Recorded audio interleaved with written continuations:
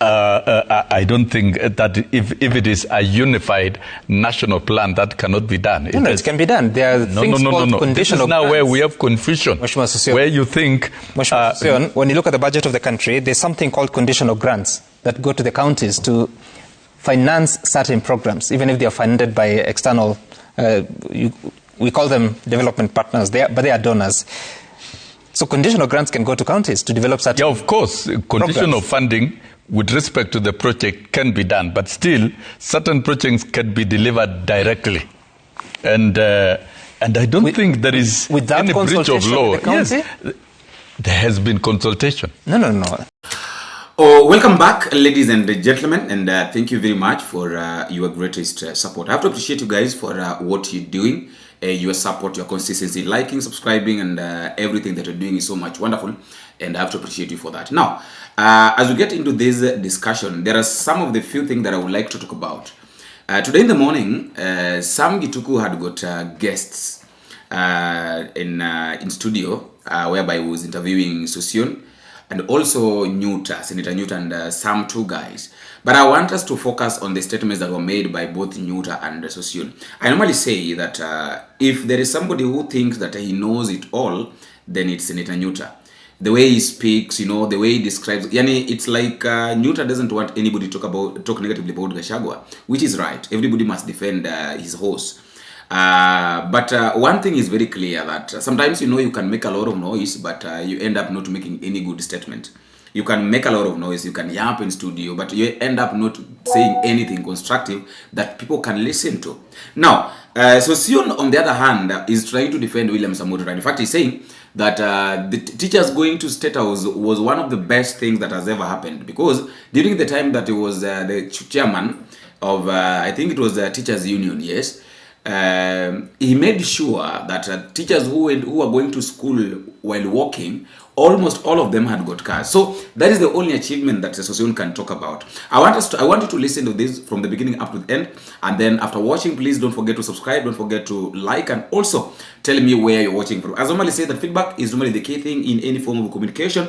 It's very much important telling me where you're watching this video. If you're within the country, tell me which part of the country, county number at the comment section. And if you're outside the country, you can as well tell me which country, or drop me the flag at the comment section so that I can figure it out by myself. After all, guys, that is just my thought, and that is all I have for today. Watch this. The only consultation he says is identifying that Masinga, or is it Kithimani, is the market that we don't construct. Is that not consultation? But beyond that, even the question of costing, the procurement, there was no input from the county. He's here, he said. No, the details on the mechanisms of how to deliver, who procures and how it's procured, I think that should be left to that aspect of consultation. But when you look at the president has been elected... What do you mean with that? The president has been elected... Sorry, what do you mean with that? What I mean is that if within this collaboration between counties and national, it is agreed that the procuring entity will be the parent ministry and superintendents. For example, SHA. No. Can you split SHA Talk to me about markets. into 47 pieces? You can't. Leave SHA alone. Talk to me about the markets. It's done by the line ministry, Ministry of Lands. That is vested with the responsibility under the Constitution to deal with matters to do with housings and buildings, which are national. Once they are concluded, then they can be handed over to the... No. Yes. The role of the national ministry is policy. Not it's development policy and implementation. Of projects. No. It's policy and implementation. It's implementing housing. It's being done. Where is the law that prohibits the national ministry from implementing the same? It is not there. Now, so I think we are engaged in confusion of interpretation. At what point do we have proper collaboration between national and county government? If a market is built, say in Muranga, and it is operational, and it is built through the national framework of the Ministry of Lands and Housing, the moment it is concluded and and handed over, it is not operated by the ministry, it's operated by the county. I think let us avoid confusion between delivery and operations. Now, the risk here is if development of certain projects or programs continues to be at the control of the national government, so that the development is at the whims of the national government, and then a leader in that region has a fallout with the president or the national government, then the citizens are affected. Now, this is where we have confusion. Just wait. There's no confusion here. I'm just asking you a question. Yet, if that project or that program was financed, yes, by the national government, but resources going to the counties, then there would be no confusion, because the county would implement it regardless of the political support of the leaders. I think we are trying to imagine that projects operate under the mercy of politics and political leadership. It is wrong. The president said as a country, no. As a country, that's the wrong interpretation. As a country and as per the law, all citizens and all regions have every right to access all aspects of development, irregardless. Yep. And once a project is approved, it is budgeted for, and it's lined up for implementation, it must be implemented and delivered, regardless of politics. And I think as a country, we've come of age. What we should focus on is structured, legal, and constitutional delivery of projects without fearing politics. The problem that we have is political benefits, political bonuses from the same, that you think the Kenya Kwanza administration should not succeed in delivering houses, Kenya Kwanza administration should not succeed in delivering universal health coverage, Kenya Kwanza administration should not succeed in delivering the pillar on agriculture. Why? Because it will benefit politically. I think that is the brand of politics. And it is being myopic to interpret, to look at development from the lenses of selfish political interest of parties or groups and groups aspiring for power in 27. It's not right. Even as I answer that, I think it's good. Allow me to do a disclaimer on how Go ahead. I pass as one of the best secretary generals in the world who transformed the lives of teachers who were riding to schools in bicycles. By the time I left, they were driving cars, and I ensure that teachers were made very decent. It is public knowledge. But then on this particular issue that we are discussing, the president has right to meet people, delegations in State House, and within the lined budget meant for State House. The budget was not the budget for universities, neither was it the budget for the Ministry of Interior or any other ministry. And I want to state categorically here that the president, even meeting teachers, if I talk about teachers, he didn't start last Saturday. 23rd of June 2022, the president assembled a huge team of teachers at Catholic University. And that is where he signed the charter. How many were there? They were close to over 1,000. Over 1,000? Yes, over 1,000. Was there transport reimbursement? Over 1,000. Yeah, of course. There was. Of course, there was. How much was it? There was transport, I can't recall. But I think they were paid. Because you must facilitate people to a meeting. You must. They can't use their money. Yep. Delegation of teachers, elected leaders, who will sleep in Nairobi here, they'll sleep in some hotel, they will spend money fueling and transporting. You must facilitate. And that is common government practice and public institution practice that you reimburse. And that was done. And that being so, I think we should look at the value of the meeting.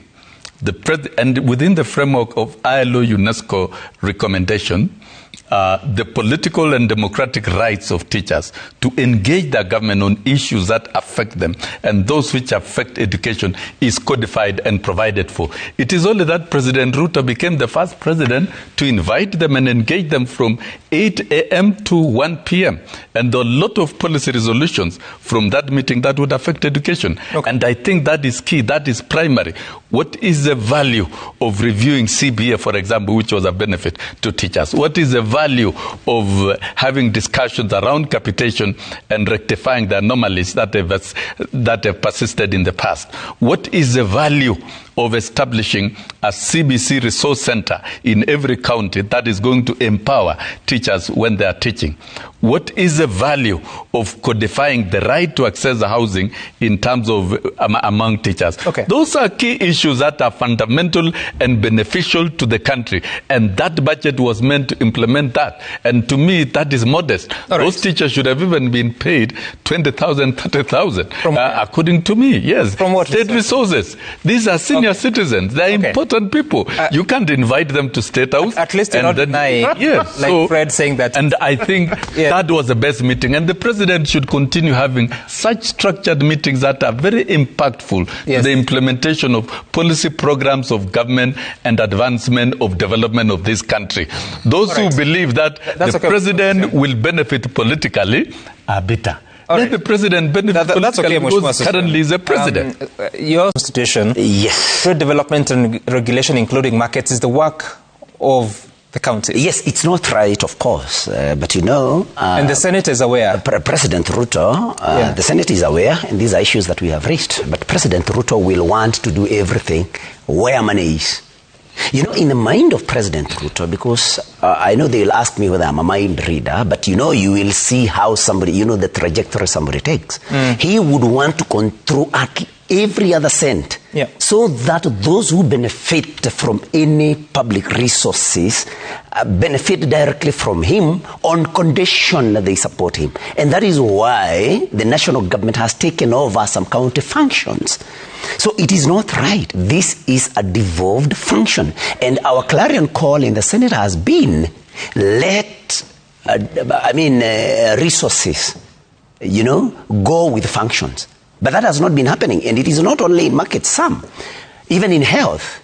I mean, the kind of resources that health facilities need are so massive. We should actually not be retaining much at the national level for health. But we are not giving resources. I am at so with the meeting of 10,000, all the concerns of the 415,000 teachers are now resolved. Yeah, I was going to say that, Sam, and that's why I was asking. Please allow me to say something. Go ahead. It's hypocritical of the president to purport to be calling teachers to State House in order for him to understand their problems. The problems of teachers, and Sossion was the Secretary General and first chair of KNUT.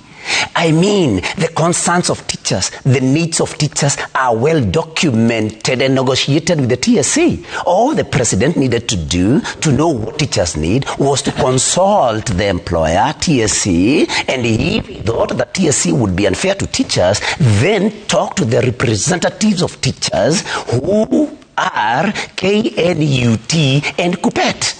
So it's hypocritical, and it's actually bribery that was happening there. And I have heard them with Fred here saying that every Kenyan has a right to visit State House. And it is true that that State House should not be something like sacred ground. I mean, it should be open to Kenyans. But I want to ask my two friends here. President Ruto invited 6,000 people from Murang'a and gave them 10,000 Kenya shillings each.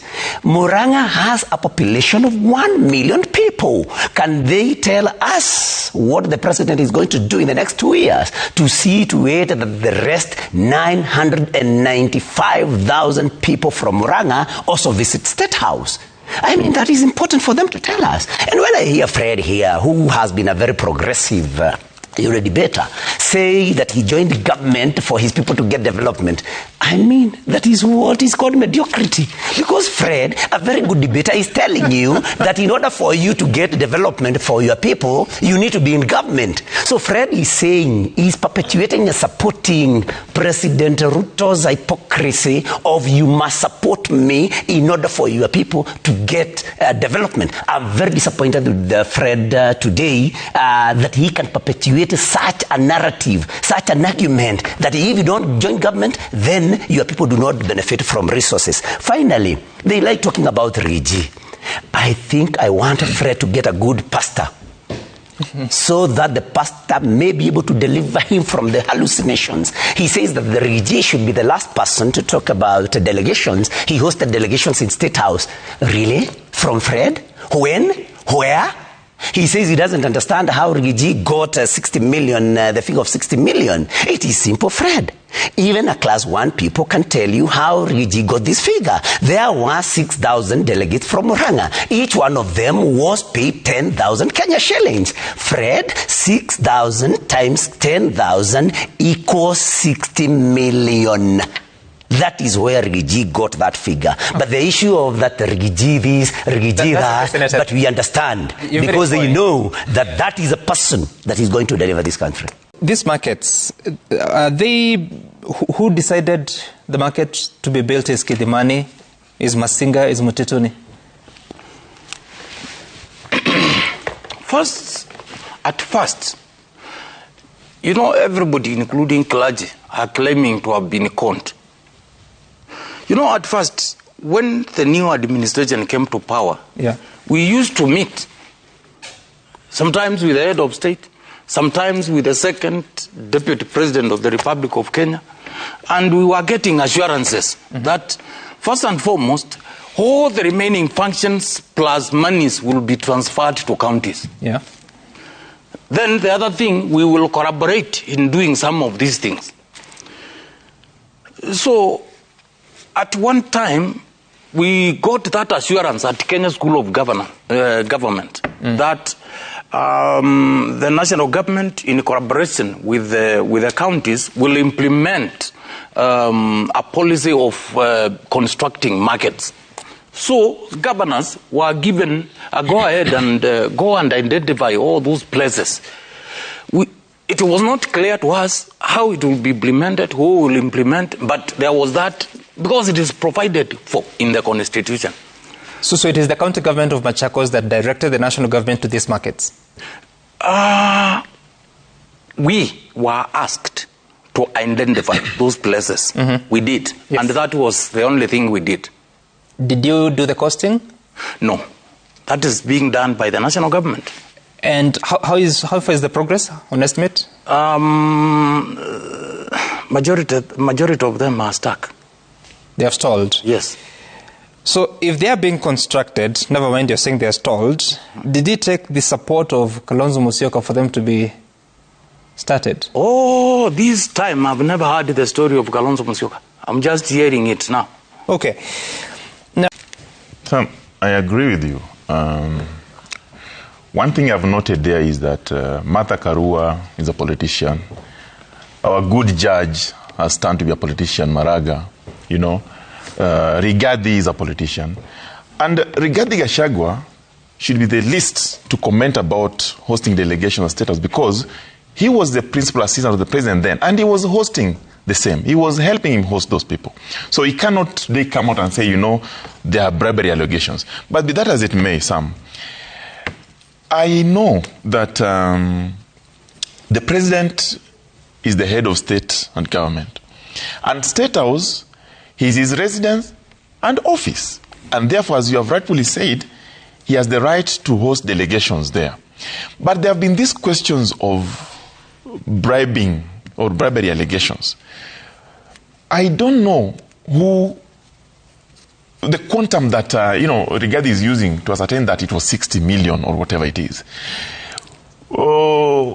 Left for the teachers who went there, and one of them has said, they were given 10,000 as reimbursement. It is reimbursement, as he says it. While they were not given that money, if at all there was money, to go and support Ruto. I don't think so. But I want to believe that the nature of engagement that the president is having is an engagement that is useful to the people, particularly those stakeholders groups. Because for you to listen to them, he cannot drive or fly to every village to meet every teacher, but he can meet them at a point and address them and address their needs. It is most likely that the teachers have issues, and I know they do. They want those addressed. Those issues fall squarely at the national government. Who is the head of state? The president. He must listen to them. He must address them.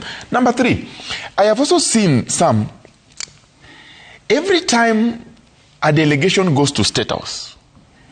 The united opposition, where my good friend Senator Nyuta now sits, because he left the government, today is the opposition. I don't know, I've never seen somebody running from government going to But you left the opposition and joined government, didn't you? Yeah, you go to the government, you don't get out of government. You go, people want to be in government. So you've just switched places. I've not switched places. I've gone to government because I believe that my people and our people and Kenyans deserve development. And therefore, when you go there, you push from within. Who are your people? My people are people that I interact with every day. I come from a village. I come from a ward. I come from a polling station. They look forward to me. I come from a constituency. They look forward to me. They want me to help them. I have two constituencies, Kabondo, Kasipul, and Langata. Okay. Yes, and I'm looking forward to. So you're representing your people? As a Kenyan who participates actively, I represent the people. Now, let me just finish by saying, it is important to understand that the delegations that go to State House, they go on invitation. State House, while it is a public office, you cannot access it at will. There are protocols, president's protocol. We have not faulted the presence of Kenyans. I know in that. State House. I'm just building a The case. question I asked you, please make it short because I need to hear from the rest of the panelists in the next 6 minutes. Oh, 6? Yes, it's about 8 p.m., 8 a.m. The prioritization of resources that you actually think 100 million shillings is best utilized to reimburse transport over taking certain lecturers back to class? So maybe the question is, whose money was used to reimburse? Was it public money? You tell me. I'm asking. Because the public are alluding that maybe it could be public money. But who has confirmed? Was it public money? If at all there was money. Whose money would it be? In my view, if it is not public money, Sam, if you have 100 million in your pocket, I don't dictate how you use it. I don't know whose money is it. That's why I'm asking the question.